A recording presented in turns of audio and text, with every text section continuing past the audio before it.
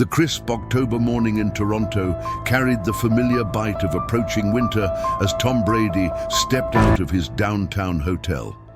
At 46, the legendary quarterback had officially retired from the NFL 2 years prior, but his sharp mind remained as tactical as ever. Now working as a sports analyst and occasional legal consultant, thanks to his business law degree from Michigan, Tom was in Canada for a speaking engagement at the University of Toronto's sports management program. His phone buzzed insistently as he walked toward the campus. The caller ID showed an unfamiliar Toronto number. Tom Brady speaking. "Mr. Brady, this is Constable Jennifer Martinez with Toronto Police Services. I need you to come to the courthouse immediately. You're being summoned for jury duty in a high-profile case." Tom stopped walking, confusion evident in his voice. "I'm sorry, officer, but I'm an American citizen. I'm only here temporarily for..." "Sir, according to our records, you've been a Toronto resident for the past 6 months. Judge Harrison Wells has specifically requested your presence. The case begins in 2 hours." The line went dead.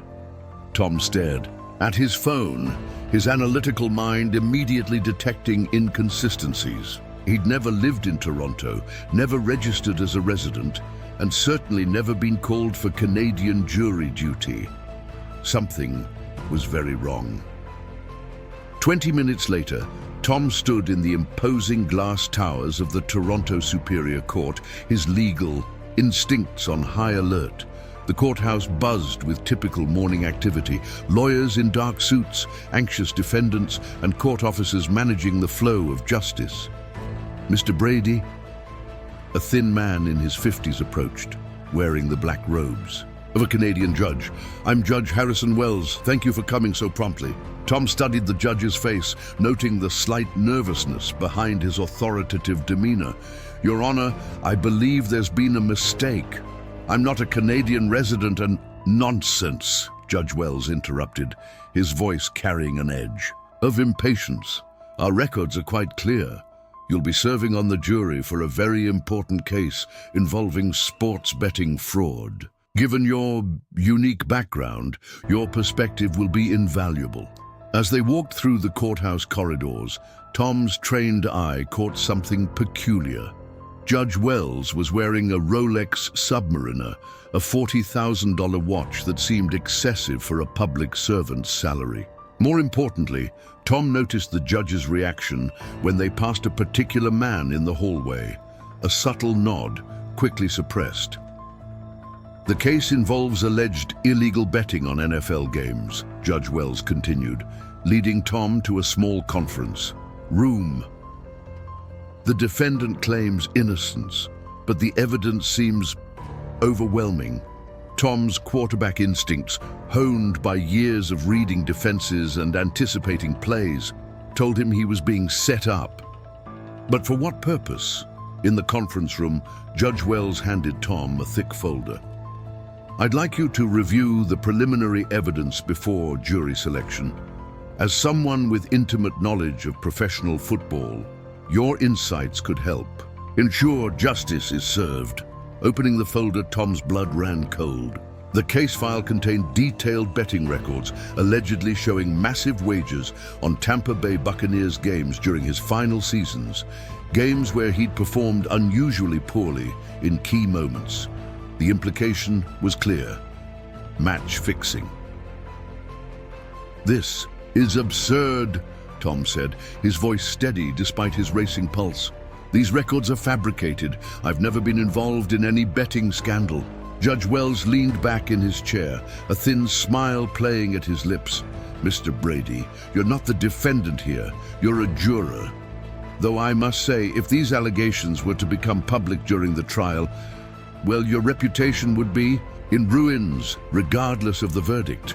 The pieces clicked into place in Tom's mind. This wasn't about jury duty at all. Judge Wells was attempting to blackmail him, threatening to leak fabricated evidence unless he complied with some unknown demand. But the judge had made a crucial error. He'd underestimated Tom's legal acumen and his methodical approach to problem solving. "What exactly do you want from me, Judge Wells?" Tom asked, his tone now carrying the cold precision that had made him legendary under pressure. Smart man, I need you to influence the jury's decision in this case. The defendant, Marcus Chen, needs to be convicted. In exchange, these unfortunate documents about your alleged gambling connections disappear forever. Tom studied the judge's face, memorizing every micro-expression, every tell. Years of reading opposing defenses had taught him to spot deception, and Judge Wells was practically radiating nervous energy. And if I refuse, then tomorrow morning every major sports network will receive copies of these betting records. Your legacy, your Hall of Fame status, your broadcasting career, all of it becomes questionable. Even if you eventually prove your innocence, the damage to your reputation would be irreversible. Tom closed the folder calmly, his mind already formulating a strategy. He'd faced down the greatest pass rushers in NFL history, orchestrated comebacks in the most pressure-filled moments in sports, and built a career on turning apparent defeats into victories. Judge Harrison Wells had just made the mistake of challenging the wrong quarterback. "I'll need some time to consider your proposal," Tom said, standing up with the measured confidence that had defined his career. As he left the courthouse, Tom was already 3 steps ahead, his legal mind working in perfect harmony with his competitive instincts. The judge wanted to play games. Tom Brady had spent 2 decades proving that no game was unwinnable. The real contest was just beginning. The Toronto skyline gleamed under the afternoon sun as Tom Brady sat in his hotel room, surrounded by legal documents and his laptop. His first call had been to his longtime attorney and friend, Rebecca Sullivan, a sharp litigator based in Boston who specialized in sports law and had helped him navigate numerous contract negotiations over the years. "Tom, this sounds like a sophisticated extortion scheme." Rebecca's voice crackled through the secure video call. "But why target you specifically, and why in Canada?" "That's what I need to figure out," Tom replied, his fingers drumming against the desk, a nervous habit from his playing days. "The judge mentioned Marcus Chen as the defendant. I need to know who he is and why someone wants him convicted so badly." Rebecca was already typing on her end. "I'm pulling up public records now. Marcus Chen, here we go. He's a 34-year-old sports betting analyst and former investment banker. Clean record, no prior arrests. The charges are related to allegedly fixing odds on several NFL games last season." Tom leaned forward, studying the information Rebecca was sharing on screen. "What kind of games?" "Interesting. They're all games where point spreads changed dramatically in the final hours before kickoff. Someone made substantial profits betting against the revised lines." Rebecca paused. "Tom, 3 of these games involved teams you played against in your final season. The pieces were forming a picture, but it was still unclear." Tom had always been meticulous about avoiding even the appearance of impropriety regarding gambling. His squeaky clean reputation was one of his most valuable assets. "I need to meet this Marcus Chen," Tom said. "If he's innocent like the judge implied, then someone's using both of us." After ending the call with Rebecca, Tom decided to take a different approach. Instead of reacting to Judge Wells's scheme, he would go on the offensive. His first stop was the University of Toronto Law Library, where his speaking engagement had been scheduled for the following day. Professor Elena Vasquez, who had invited Tom to speak, was a respected expert in Canadian criminal law. Tom found her in her office, surrounded by case studies and legal journals. "Mr. Brady, I wasn't expecting you until tomorrow's lecture," she said warmly, then noticed his serious expression. "Is everything all right?" Tom had to be careful. He couldn't reveal the blackmail attempt directly, but he needed information. "Professor, I've become interested in a current case here in Toronto. Marcus Chen, the sports betting fraud case. What can you tell me about the legal proceedings?" Professor Vasquez's demeanor shifted slightly. That's an unusual case. Judge Wells is handling it personally, which is odd since it's not particularly complex legally. There are also some irregularities in how quickly it's moving through the system. What kind of irregularities? Well, typically a case like this would take months to reach trial. Chen was arrested only 6 weeks ago, but they're rushing to jury selection. Plus, Judge Wells denied the defense's request for more time to examine the evidence. Tom's instincts sharpened. In football, when the opposing team broke their normal patterns, it usually meant they were either desperate or hiding something. Is there any way I could speak with Chen's defense attorney? That would be Sarah Kim. She's actually one of my former students. Brilliant legal mind.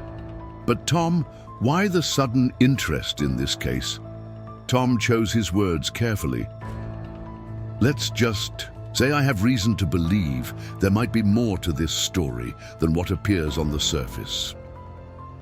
An hour later, Tom sat across from Sarah Kim in a small cafe near the courthouse. The defense attorney was younger than he'd expected, probably early 30s, but her eyes held the sharp intelligence of someone who'd already seen plenty of courtroom battles. Mr. Brady, I have to admit I'm surprised by your interest in my client's case, Sarah said, stirring her coffee thoughtfully. Marcus is a huge fan of yours, by the way. When I told him Tom Brady wanted to discuss his case, he couldn't believe it. Tell me about Marcus. What's your read on his innocence? Sarah leaned forward, lowering her voice. Completely innocent. Marcus is actually the one who discovered the betting irregularities in the first place.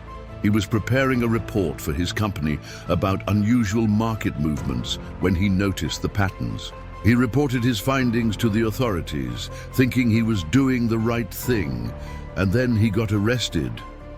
2 weeks later, the prosecution claims he was actually the one manipulating the bets and that his report was an attempt to cover his tracks.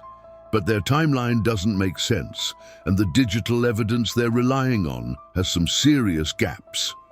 Tom felt his competitive fire igniting. This was starting to feel like those fourth-quarter comebacks where everything looked impossible until you found the one weakness in the defense. Sarah, I need to ask you something, and I need you to trust me.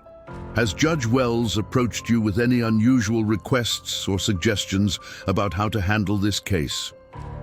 Sarah's expression immediately changed, her professional mask slipping for, just a moment, why would you ask that? Because I think your client isn't the only person being set up here. For the next 20 minutes, Tom carefully shared what he could about his encounter with Judge Wells, omitting the specific blackmail attempt, but making it clear that something corrupt was happening.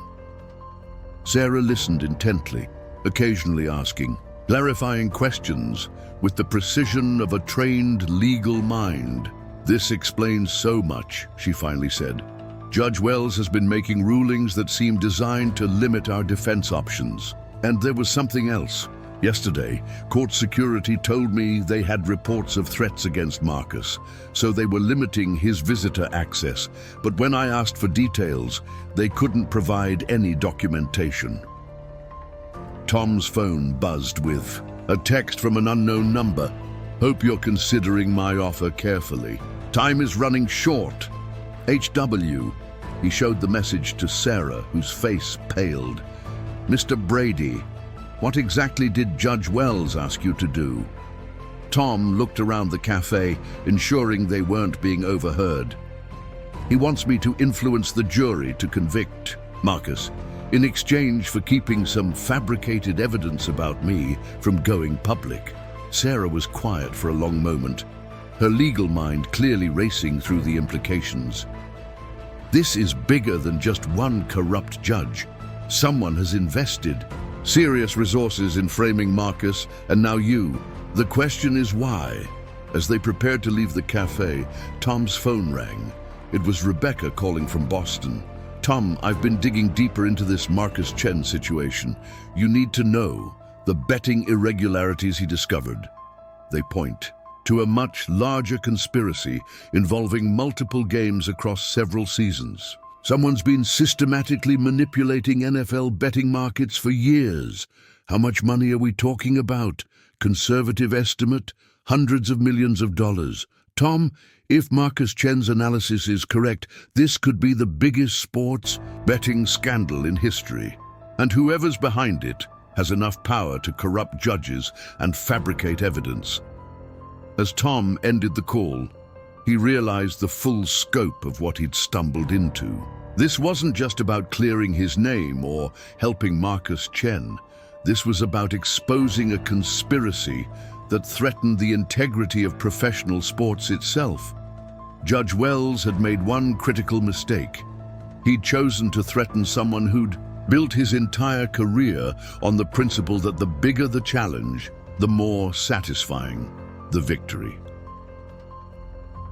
The next morning brought a typical Toronto November chill as Tom Brady made his way through the financial district, his breath visible in the cold air.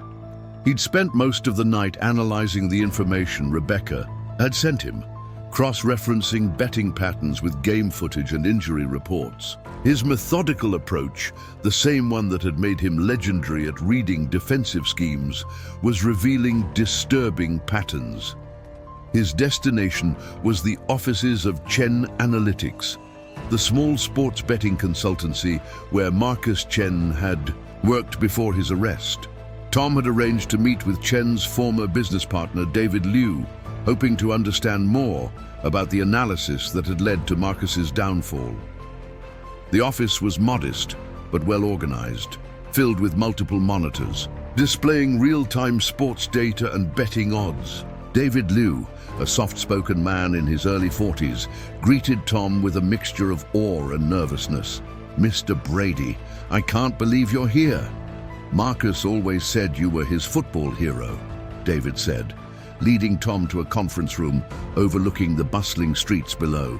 "When I heard about your interest in his case, I had to wonder, do you know something we don't?" Tom chose his words carefully. "David, I believe Marcus is innocent, but I need to understand exactly what he discovered before his arrest." David pulled up a complex spreadsheet on his laptop. "Marcus has always been brilliant at pattern recognition. About 3 months ago, he noticed something unusual in the betting markets. Certain games were seeing massive line movements in the final hours before kickoff, but the movements didn't correspond to any public information about injuries, weather, or other factors that typically affect odds." "What kind of movements?" "Substantial ones. For example, a game might open with Tampa Bay favored by 3.5 points, then suddenly shift to 7 points just hours before kickoff. When that happens, smart money knows something the public doesn't." Tom studied the data, his analytical mind immediately grasping the implications. Someone with inside information was placing large bets, forcing the lines to move. "Exactly. But here's where it gets really interesting," David continued, pulling up another screen.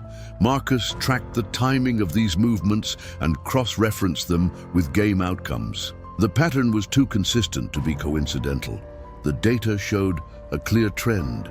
Games with suspicious line movements often ended with scores that fell right in the middle of the original and adjusted point spreads, exactly where the maximum profit could be made by someone betting both sides." "How much money was involved?" Tom asked.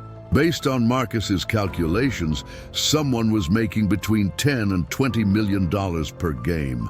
Over 2 seasons, we're talking about potential profits exceeding $500 million. Tom let out a low whistle. With that kind of money at stake, corrupting a judge would be a relatively small investment.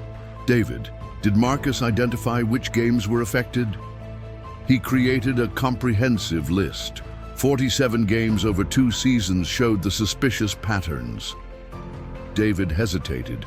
"Mr. Brady, I hope you don't mind me asking, but 12 of those games involved teams you played for or against." This confirmed Tom's worst fears. Someone wasn't just running a betting scam, they were positioning him as a potential scapegoat. If the scheme was ever discovered, did Marcus have any theories about who might be behind this? He suspected it had to involve someone with access to inside information from multiple teams. Coaches, team executives, league officials, someone high enough in the NFL hierarchy to know about game plans, injury reports, or other factors before they became public. Tom's phone buzzed with another text from Judge Wells.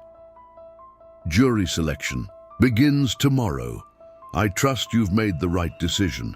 Looking at the message, Tom made a decision that went against every instinct for self-preservation. Instead of playing defense, he was going to force the judge to reveal his hand. Game on.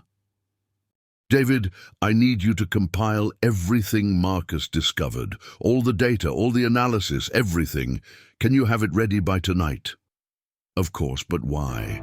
Because we're going to prove Marcus's innocence by exposing the real criminals. That afternoon, Tom met with Sarah Kim at the courthouse to observe jury selection proceedings.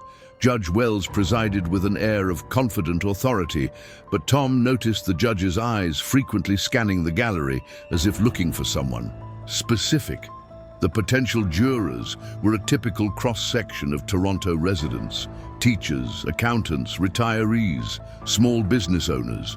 Judge Wells asked standard questions about their ability to be impartial, but Tom noticed he was paying particular attention to their responses about professional sports and gambling. During a recess, Judge Wells approached Tom in the hallway. I trust you've had time to consider our discussion yesterday, the judge said, his voice casual but his eyes intense. I'm still thinking it over, Tom replied, but I have to ask, why is this case so important to you personally? Judge Wells's composure slipped for just a moment. Justice is always important, Mr. Brady. Marcus Chen defrauded countless honest sports fans. He deserves to pay for his crimes. Based on the evidence I've seen, it looks like he was actually trying to expose the fraud, not commit it. Evidence can be interpreted in many ways, Judge Wells said, his tone now carrying a clear threat. I'd hate to see your own reputation become subject to similar interpretation. That evening, Tom met with Rebecca via video call, along with Sarah Kim joining from her office. David Liu had provided them with a comprehensive digital package of Marcus's research, and the three legal minds were working together to analyze the implications. This is smoking gun material, Rebecca said, scrolling through the betting data. But we need to prove who was actually placing these bets and manipulating the lines, Sarah added. The prosecution's case relies heavily on digital evidence allegedly found on Marcus's computers. But if we can prove that Marcus discovered this scheme rather than orchestrated it, their entire case falls apart. Tom had been studying the timeline of events. Rebecca, can you trace the source of those fabricated documents Judge Wells showed me? If he's working with whoever's behind the betting conspiracy, there might be a digital trail. I'm already on it.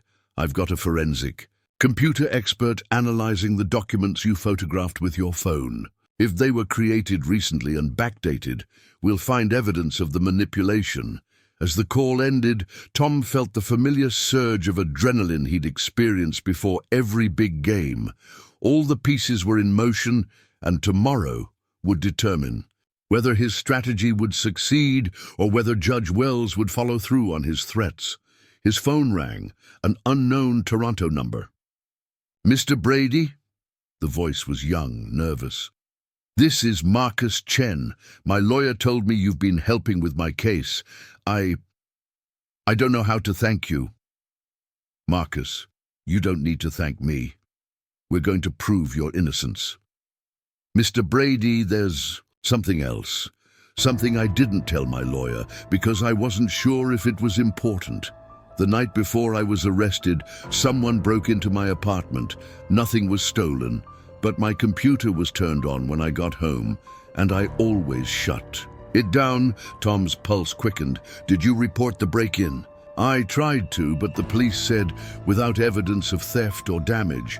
There wasn't much they could do, but now I'm wondering if someone planted evidence on my computer that night. Marcus, this could be the key to everything. Can you remember any other details about that night? Just one thing. When I got home, there was a car parked across the street that I'd never seen before. Black sedan with tinted windows. I got a partial license plate number. It started with HW.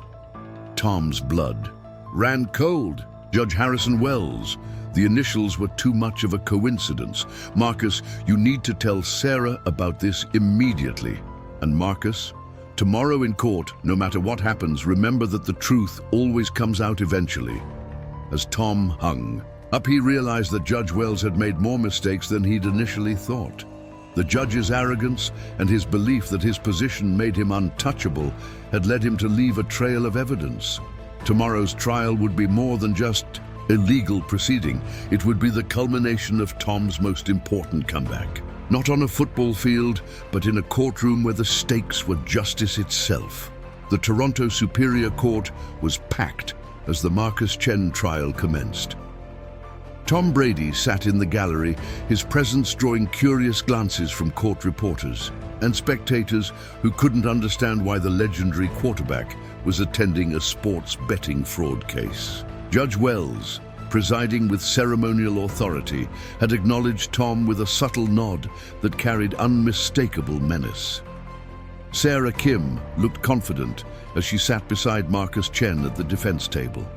But Tom could see the tension in her shoulders. They'd worked late into the night preparing their strategy, knowing they were fighting not just the prosecution's case, but a larger conspiracy designed to bury the truth.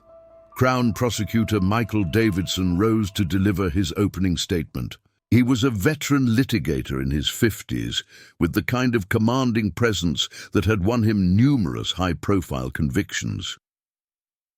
"Ladies and gentlemen of the jury," Davidson began, his voice carrying across the courtroom, "the defendant, Marcus Chen, stands accused of orchestrating one of the most sophisticated sports betting fraud schemes in Canadian history. Over the course of 18 months, Mr. Chen used his position as a sports betting analyst to manipulate gambling markets, generating illegal profits exceeding $50 million.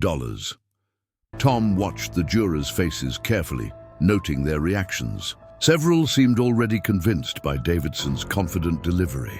The Crown will prove that Mr. Chen used insider information and sophisticated computer algorithms to place strategic bets that artificially moved betting lines, then capitalized on these movements by placing additional wagers with offshore gambling sites. When his scheme was discovered, he attempted to cover his tracks by creating a false report, claiming he had discovered someone else's manipulation. Davidson gestured toward a table of evidence. "We have digital records from Mr. Chen's computers showing the betting transactions, encrypted communications with known gambling syndicates, and financial records proving he received substantial payments for his participation in this conspiracy." Tom's jaw tightened. The prosecutor was presenting the fabricated evidence as if it were unquestionably authentic. "By the end of this trial," Davidson concluded, "you will have no doubt that Marcus Chen chose greed over integrity and that he must be held accountable for his crimes." Judge Wells nodded approvingly as Davidson returned to his seat. "Ms. Kim, your opening statement." Sarah Kim stood, her petite frame radiating determined confidence. "Your Honor, members of the jury, my client Marcus Chen is not a criminal. He's a whistleblower. The real story here is not about a betting fraud scheme that he orchestrated, but about his courage in exposing a massive conspiracy that he discovered." She moved closer to the jury box, making eye contact with each juror. "The Crown wants you to believe that Marcus Chen created a sophisticated betting scheme and then reported himself to authorities. Does that make any logical sense? Why would someone expose their own criminal enterprise?" Tom saw several jurors shifting in their seats, beginning to consider the contradiction. The defense will prove that Marcus Chen discovered evidence of systematic betting manipulation involving dozens of NFL games. When he attempted to report this discovery to the appropriate authorities, he became a target. The very evidence the Crown presents as proof of his guilt was actually planted on his computers to silence him and discredit his findings. Judge Wells leaned forward slightly, his expression neutral, but his eyes showing a flicker of concern. We will show you that the real criminals behind this conspiracy have enough power and resources to corrupt the investigation itself, fabricating evidence and manipulating the legal process to ensure that the one person who threatened to expose their operation would be silenced forever. Sarah returned to her table, having effectively planted seeds of doubt about the Crown's case. The prosecution began presenting their evidence with meticulous detail. Digital forensics expert Dr. Robert Kingston took the stand to explain the computer records allegedly found on Marcus's systems. The defendant's computers contained detailed logs of betting transactions dating back 18 months, Dr. Kingston testified. These logs show a clear pattern of strategic betting designed to manipulate market odds. During cross-examination, Sarah Kim revealed the preparation she and Tom had done the previous night. Dr. Kingston, when were these digital logs created? According to the file metadata, they were created over the 18-month period in question. But is it possible to alter metadata to make files appear older than they actually are? Dr. Kingston hesitated. Well, yes. With sophisticated software, it's possible to modify file creation dates. Did you perform any analysis to verify that these files weren't backdated? No, I relied on the metadata as provided by the police investigation. Tom saw Judge Wells's expression tighten almost imperceptibly. Sarah continued her cross-examination with surgical precision. Dr. Kingston, are you familiar with advanced forensic techniques that can detect when files have been artificially aged? Yes, there are several methods, including analyzing file system journals and examining digital signatures. Did you employ any of these techniques in your analysis of Mr. Chen's computers? No, I was not asked to perform that level of analysis. So it's possible that these files were created recently and backdated to appear as if they were created over 18 months. Objection, Crown Prosecutor Davidson interjected. Speculation. I'll allow it, Judge Wells said, though his tone suggested reluctance. Yes, it's possible, Dr. Kingston admitted.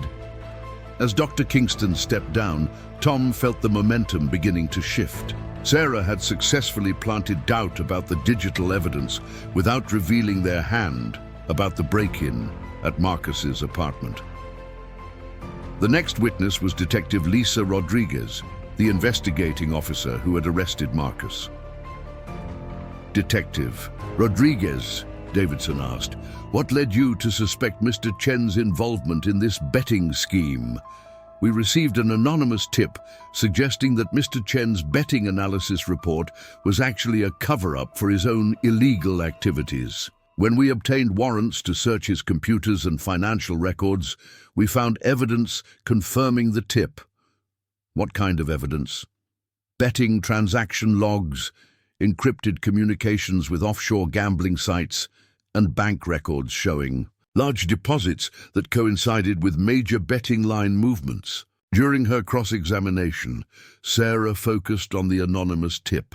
Detective Rodriguez, did you attempt to verify the source of this anonymous tip? Anonymous tips are, by definition, unverifiable, but the information proved accurate. Did you find it unusual that this anonymous tip came just 2 weeks after Mr. Chen had submitted his report about betting irregularities to the authorities? Coincidences happen in police work. Did you investigate the possibility that someone might have wanted to discredit Mr. Chen's report? We investigated the evidence we found. The evidence supported the charges. Tom noticed that Detective Rodriguez seemed uncomfortable with some of Sarah's questions, suggesting she might have had her own doubts about the case. As the morning session ended, Judge Wells called for a recess. In the hallway, he approached Tom again. I hope you're paying attention to the strength of the Crown's case, Judge Wells said quietly. It would be unfortunate if certain other evidence became public just as this trial is concluding. Tom met the judge's gaze steadily. Your Honor, I've always believed that the truth has a way of coming out, regardless of how powerful the people trying to hide it might be. For the first time, Judge Wells looked genuinely unsettled. As court reconvened for the afternoon session, Tom felt the familiar pre-game tension. The first quarter was over, and while they'd scored some points, the real test was still ahead. Sarah Kim was about to present their defense, and Tom knew that everything depended on the next few hours. The comeback he'd been planning was about to begin in earnest. The afternoon session began with an unexpected development. Sarah Kim stood to address the court with barely contained urgency. Your Honor, the defense has discovered new evidence that is directly relevant to this case. We request permission to present this evidence immediately. Crown Prosecutor Davidson objected before Judge Wells could respond. Your Honor, the Crown was not notified of any new evidence. The defense cannot simply introduce surprise material in the middle of trial. Judge Wells appeared caught between his desire to control the proceedings and his need to appear impartial. Ms. Kim, what is the nature of this evidence? Digital forensic analysis that proves the evidence against my client was fabricated, Your Honor. We also have a witness who can testify about the break-in at Mr. Chen's apartment the night before his arrest. Tom watched Judge Wells's face carefully. The judge's poker face was good, but not perfect. There was a slight tightening around his eyes that betrayed his concern. The defense may present one witness regarding this alleged break-in, Judge. Wells ruled reluctantly, but any digital analysis must be properly vetted before presentation. Sarah's first witness was Mrs. Eleanor Petrov, Marcus Chen's elderly neighbor who lived across the hall from him. Mrs. Petrov was in her 70s, with sharp eyes and the confident bearing of someone who'd spent decades as a high school principal.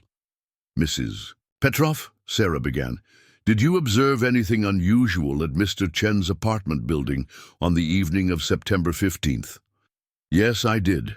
I was coming home from my book club around 10 p.m.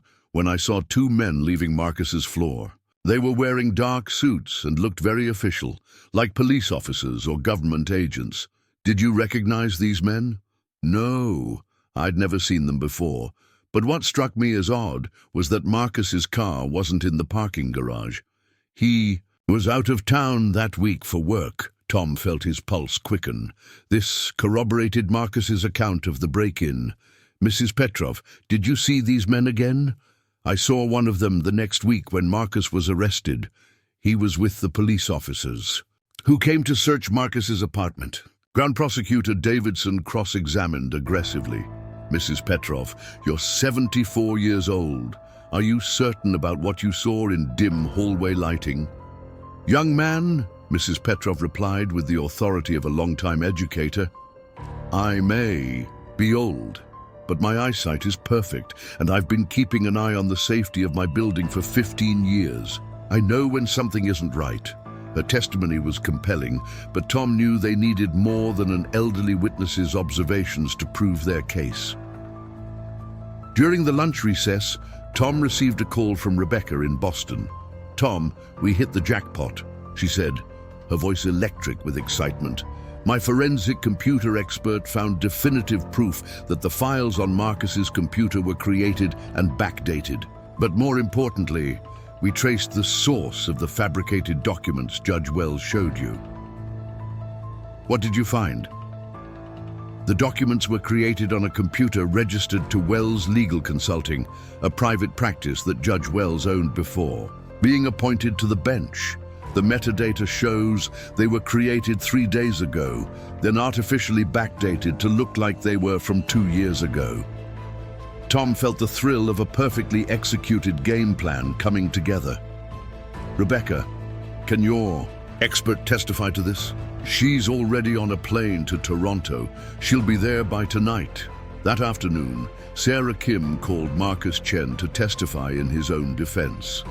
Marcus, dressed in a conservative blue suit, looked nervous but determined as he took the stand.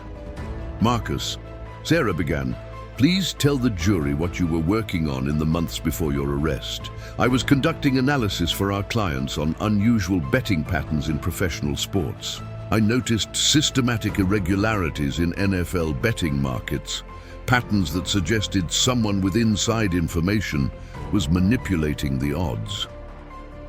"What did you do when you discovered these patterns?" "I compiled a comprehensive report documenting everything I'd found. The data showed that someone was making hundreds of millions of dollars by artificially moving betting lines, then betting on both sides to guarantee profits." "Did you report this to authorities?" "Yes, I submitted my findings to the Canadian Gaming Commission and the Ontario Provincial Police. I thought I was doing the right thing by exposing this fraud." Sarah walked Marcus through his analysis, presenting charts and data that clearly showed the betting manipulation patterns. Tom watched the jury carefully. Several members were taking detailed notes, and their body language suggested they were beginning to see Marcus as a whistleblower rather than a criminal. During cross-examination, Crown Prosecutor Davidson attacked aggressively. "Mr. Chen, isn't it convenient that you discovered this supposed conspiracy just weeks before you were caught running your own betting scheme?" "I wasn't running any betting scheme," Marcus replied firmly. "I was exposing one." "The evidence on your computers tells a different story. That evidence was planted. Someone broke into my apartment and accessed my computer systems. You expect this jury to believe in some elaborate conspiracy theory rather than accept that you got caught cheating." Marcus looked directly at the jury. "I expect them to look at the facts. I reported the betting manipulation to authorities. Why would I expose my own criminal operation?" The questioning continued for 2 hours, with Davidson trying to shake Marcus's story. But Marcus remained consistent and credible, his technical expertise evident as he explained complex betting algorithms and market analysis. As the day ended, Judge Wells appeared increasingly agitated. During a sidebar conference, Tom overheard him pressing Sarah Kim about her witness list for the following day. "Ms. Kim, I need a complete list of any additional witnesses you plan to call," Judge Wells demanded. "Your Honor, we may have one additional expert witness pending their arrival. I will not tolerate any more surprises in my courtroom." That evening, Tom met with Rebecca's forensic expert, Dr. Amanda Foster, who had just arrived from Boston. Dr. Foster was a former FBI digital crimes specialist who now worked as a private consultant on high-profile cases. "Mr. Brady," Dr. Foster said as they reviewed her findings, "this is one of the most sophisticated evidence fabrication schemes I've ever seen. Whoever did this had advanced technical skills and significant resources." "Can you prove the evidence was fabricated?" "Absolutely. The digital signatures, the file system inconsistencies, the metadata manipulation, it's all there. But more importantly, I can prove that Judge Wells's computer was used to create the fabricated documents about your alleged gambling connections."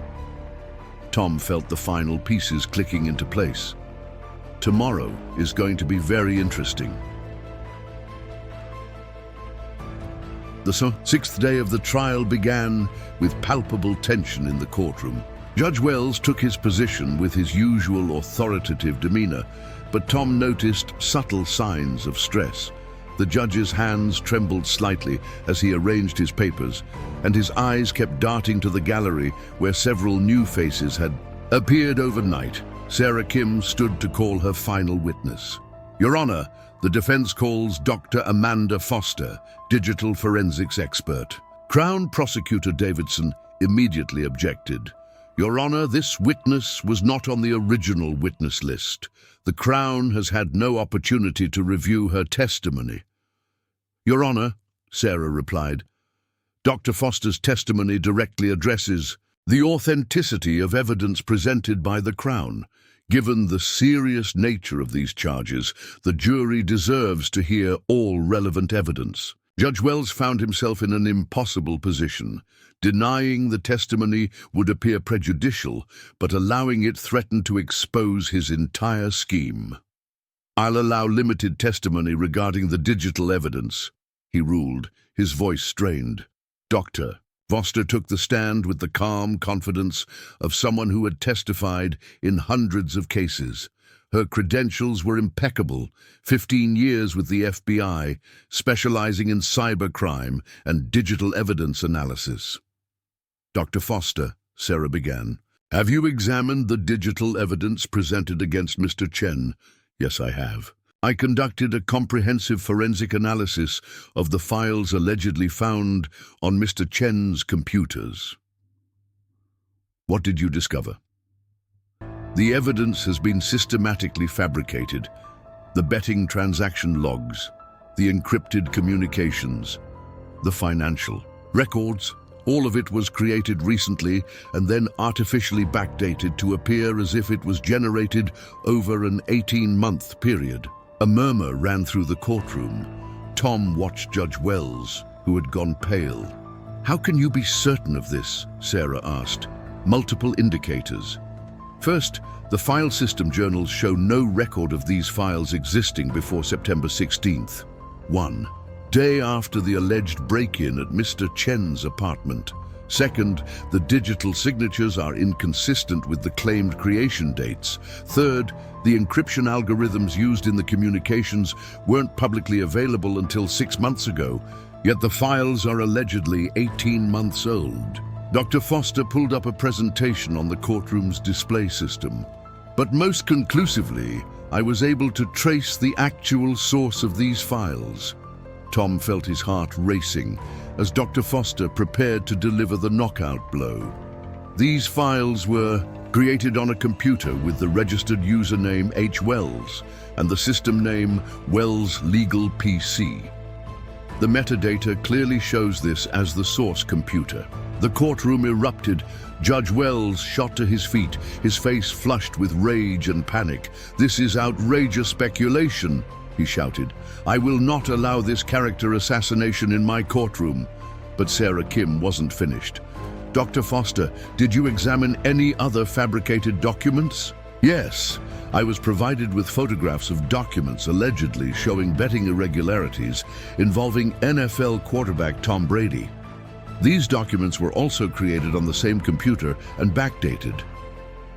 Tom stood up in the gallery. "Your Honor, I believe it's time for the truth to come out." The courtroom fell silent as Tom walked toward the front of the court.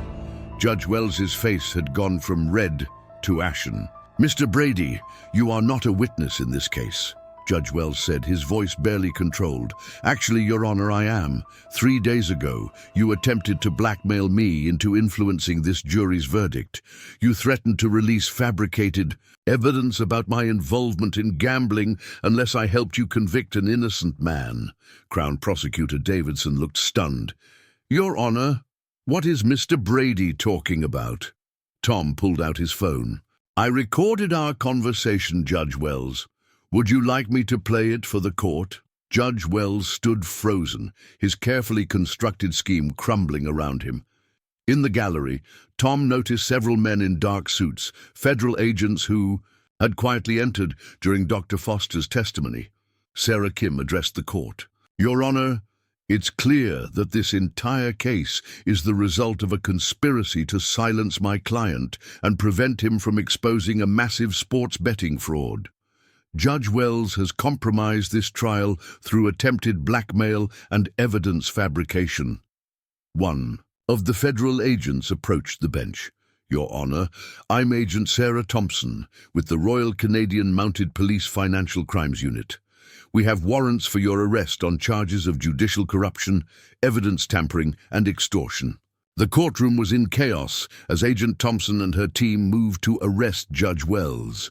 Tom watched as the man who had tried to destroy both his reputation and Marcus Chen's freedom was handcuffed and led away.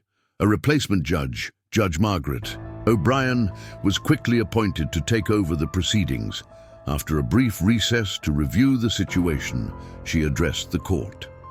Given the extraordinary circumstances that have come to light and the clear evidence of prosecutorial misconduct and evidence fabrication, this court has no choice but to dismiss all charges against Marcus Chen with prejudice. The gallery erupted in applause as Marcus Chen broke down in tears, embracing his attorney Sarah Kim. But Tom knew this was only the beginning. As the courtroom cleared, Agent Thompson approached him. "Mr. Brady, we're going to need your full cooperation. Judge Wells was just one part of a much larger conspiracy.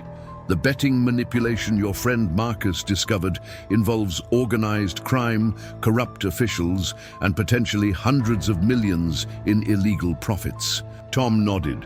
"Agent Thompson, I've spent my career believing that cheaters never win in the end. I'm ready to help you prove that." As they left the courthouse, Tom felt the satisfaction he'd experienced after his greatest comeback victories. But this wasn't about personal glory. This was about justice and integrity in the sports he loved.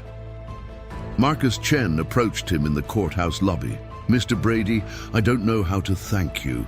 You risked everything to help someone you'd never even met." Tom put his hand on Marcus's shoulder. "Marcus, you did the right thing by exposing that betting conspiracy. Someone needed to have your back when they tried to destroy you for it." Sarah Kim joined them, still processing everything that had happened. "Tom, what made you decide to get involved? You could have just paid off Judge Wells and walked away." Tom thought about the question. "Throughout my career, I learned that the biggest wins come when you refuse to accept defeat, even when everything looks hopeless. Marcus was fighting for the truth, and sometimes that's the most important game you can win." As they walked out into the crisp Toronto evening, Tom's phone buzzed with a call from Rebecca. "Tom, you're not going to believe this," she said excitedly. "The FBI just contacted me. Judge Wells has agreed to cooperate in exchange for a reduced sentence. He's going to expose the entire betting conspiracy, including the NFL executives and team officials who were providing the inside information." Tom smiled, feeling the deep satisfaction that came from a perfectly executed game plan. "Rebecca, I think we just helped solve the biggest sports scandal in history." The legal battle was over, but Tom knew the real victory was bigger than any touchdown or championship.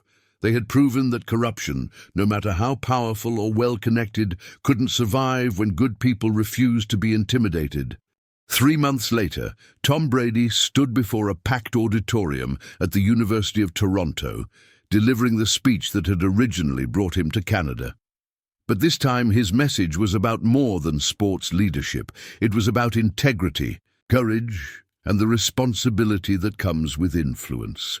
"The past few months have taught me something important," Tom told the audience of law students and sports management majors. "Success isn't just about winning games or building a career. It's about what you do when you're faced with a choice between what's easy and what's right." In the front row, Marcus Chen sat with his business partner, David Liu.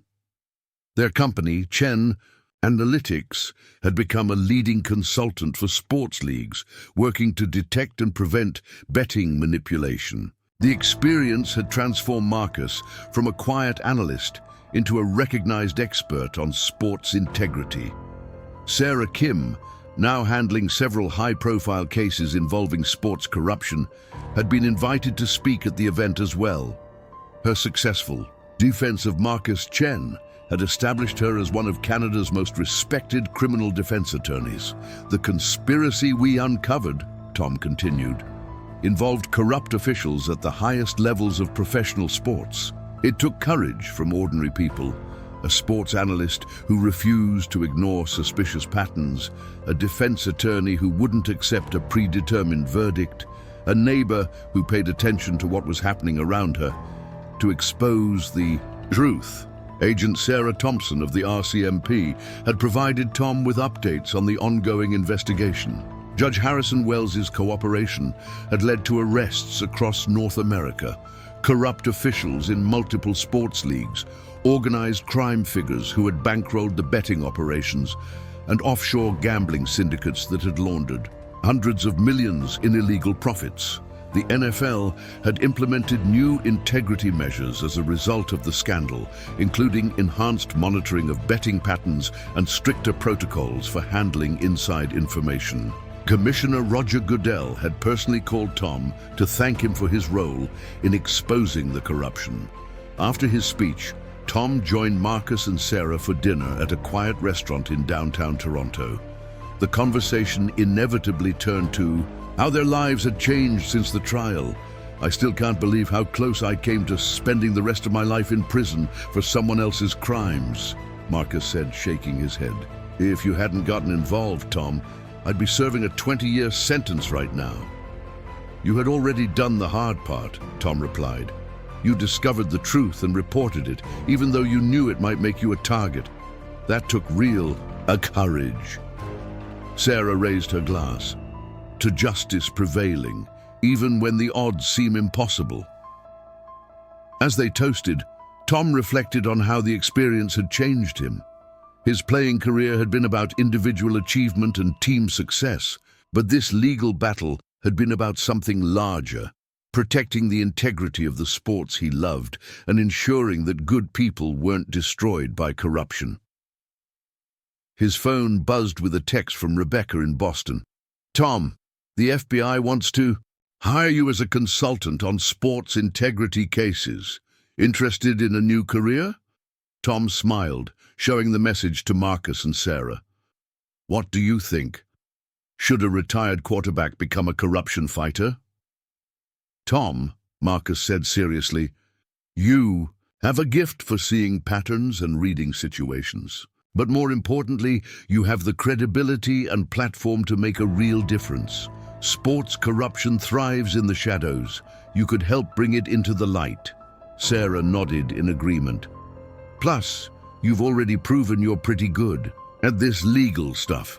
Over the following weeks, Tom found himself drawn deeper into the world of sports integrity. The FBI's Sports Corruption Task Force, led by Agent Thompson, had dozens of ongoing investigations into match fixing, point shaving, and illegal gambling operations across multiple sports. Tom's unique perspective, as someone who understood both the competitive and business sides of professional sports, made him an invaluable consultant. He could spot suspicious patterns in game footage, identify unusual coaching decisions that might indicate corruption, and understand the psychological pressures that made athletes vulnerable to manipulation. His first major case involved a college basketball point-shaving scheme that had gone undetected for 3 seasons. Using the same methodical approach he'd applied to studying defensive schemes, Tom analyzed game footage and statistical patterns to identify games where players had artificially limited their team's scoring margins. "It's the same principle as reading a defense," Tom explained to Agent Thompson as they reviewed video evidence. "When players deviate from their normal patterns without obvious tactical reasons, there's usually a hidden motivation." The investigation led to arrests of players, coaches, and gambling operators across 6 states. More importantly, it resulted in new NCAA protocols for monitoring unusual betting activity and protecting student athletes from corruption. 6 months after the Toronto trial, Tom received a call that brought the story full circle.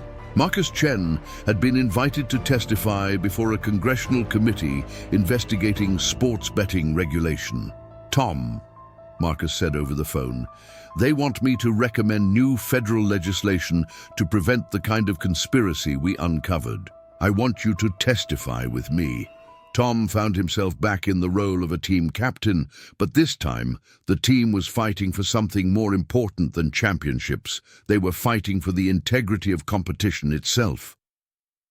Standing before the House Judiciary Committee, Tom spoke about the broader implications of sports corruption. "Honorable members of Congress," he began, Professional sports represent more than entertainment.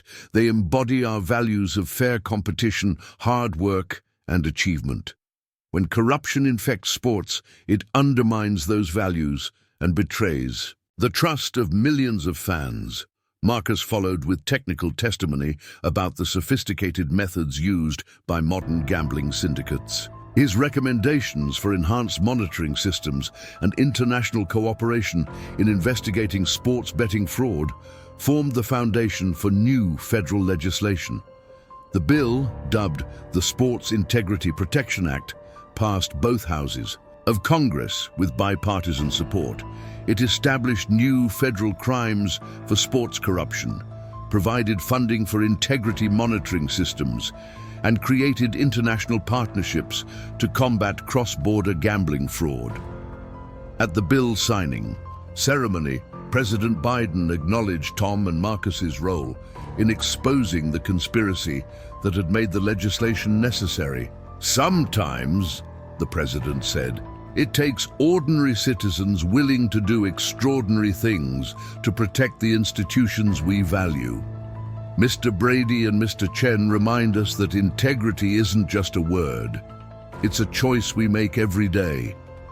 As Tom stood in the Rose Garden, watching the president sign legislation that would protect future generations of athletes from corruption, he reflected on the unexpected path his life had taken. He'd retired from football thinking his days of fourth-quarter comebacks were over. Instead, he'd discovered that the most important victories happen off the field, in courtrooms and congressional hearing rooms, where the stakes are measured not in points, but in justice and integrity. His phone buzzed with a message from Judge Margaret O'Brien, who had presided over the conclusion of Marcus's trial. Tom saw the news about the new legislation. Congratulations on another comeback victory. Tom smiled, typing back, Your Honor, I'm learning that some games are more important than others. This one was worth playing. As he left the White House that day, Tom Brady, 7-time Super Bowl champion, NFL legend, and now champion of sports integrity, knew that his greatest victory wasn't measured in trophies or statistics. It was measured in the knowledge that corruption had been exposed, innocent people had been protected, and the games he loved would be a little cleaner for future generations. The comeback was complete, but the mission continued. In sports, as in life, the game never really ends. It just moves to new fields with new challenges and new opportunities to prove that integrity, courage, and teamwork can overcome any obstacle. The end.